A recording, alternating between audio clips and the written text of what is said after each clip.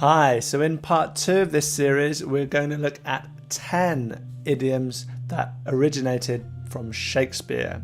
Okay, these are all very commonly used.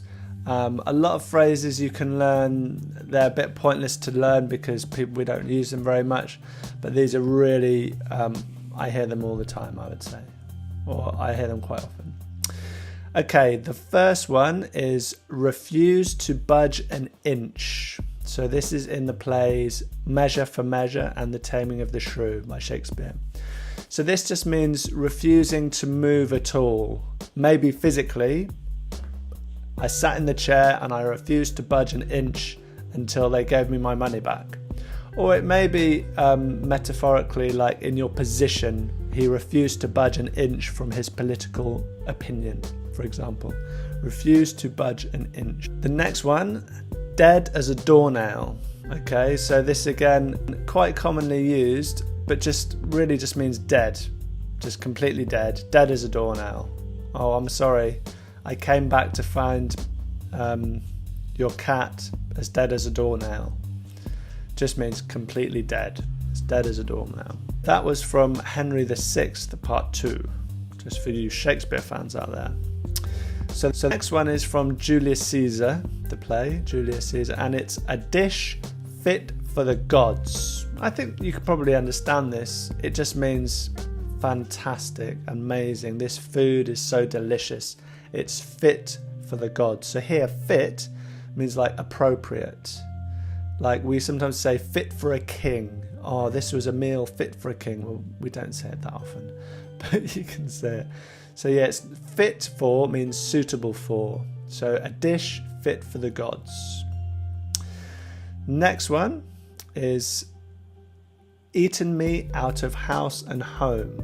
So this is from Henry IV, part 2. So to eat someone out of house and home just means to eat all their food. Okay, so my teenage children my son came back from university and ate me out of house and home. It means he ate so much I didn't have any food left. Of course, normally we don't use it literally. Probably if we use this term, they didn't really eat all the food, but we just want to emphasize they ate so much food when they were staying with me. Oh, they ate me out of house and home. The next one is faint-hearted. So faint heart really means not brave. So you can say this isn't for the faint-hearted. It means not for the cowardly. You need to be brave to do this. So you might say joining the army isn't for the faint-hearted, or climbing Mount Everest is not for the faint-hearted. We quite often use it in this way, like isn't for the faint-hearted. We wouldn't say, oh, I'm really faint-hearted. Normally we wouldn't use it talking about ourselves. We would just say, yeah, such and such isn't for the faint-hearted. It's really scary. Maybe a film or something. Okay, the next one is Fancyfree. So this is from A Midsummer Night's Dream. So we often use the phrase footloose and fancy-free. So this means that we haven't got any emotional commitments. So we could say her recent divorce meant that she was footloose and fancy-free. So it means no responsibilities. You can do what you like. Fancy-free or footloose and fancy-free. The next one is forever and a day. Okay, so this is just very nice language. It just means a long time, basically. Forever and a day. So you could say she took forever and a day to write the paper, or we had to wait forever and a day. Okay, so it just means a long time. Again, it's nice, poetic language. Sometimes we just say forever, actually. So, of course, this is not literal meaning. We just say, oh, I had to wait forever to get my visa, or I had to wait forever and a day to get my food in that restaurant. Let's go to a different one. So it just means a really long time. So next, so that's from As You Like It, for you Shakespeare fans. The next phrase, for goodness sake, from Henry VIII. I'm very surprised. I didn't realise that this came from Shakespeare. I use this quite a lot. This is like what we call an expletive. So when we're upset, we say, oh, for goodness sake.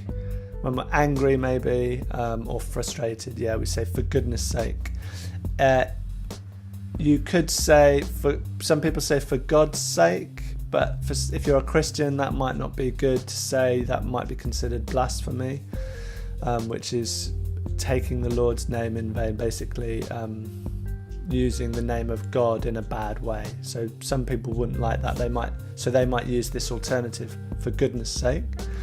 And commonly now is for sake. I don't like to use bad language, but quite often this is used, and sometimes people just write FFS online and it means for sake.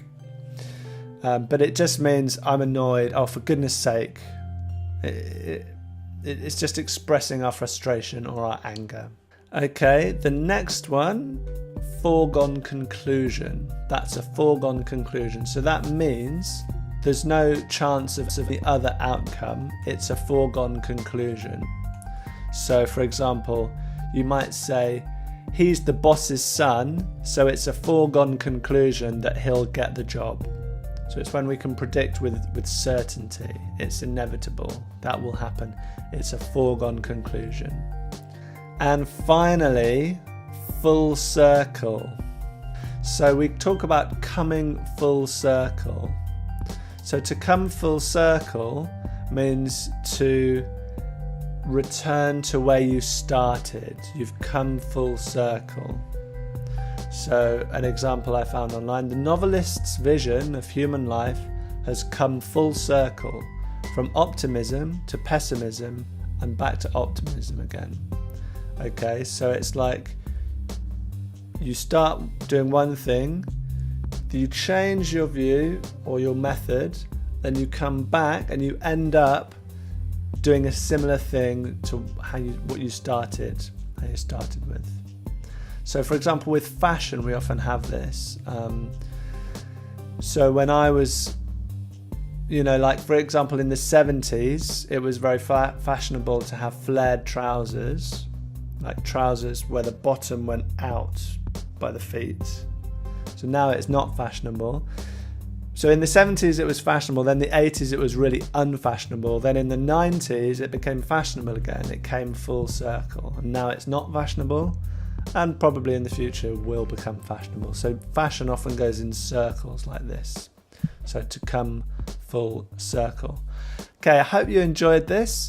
Again, please try to practice, maybe write one or two examples in a full sentence in the comments. I can check your ideas, and if you're not quite right, I can give you corrections, or if you're right, I can tell you, well done, you got it right.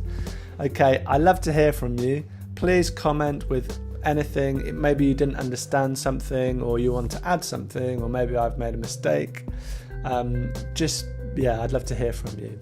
Okay, please subscribe if you haven't already. Please give me a thumbs up if you could, and if you could share on social media, I'd be really grateful.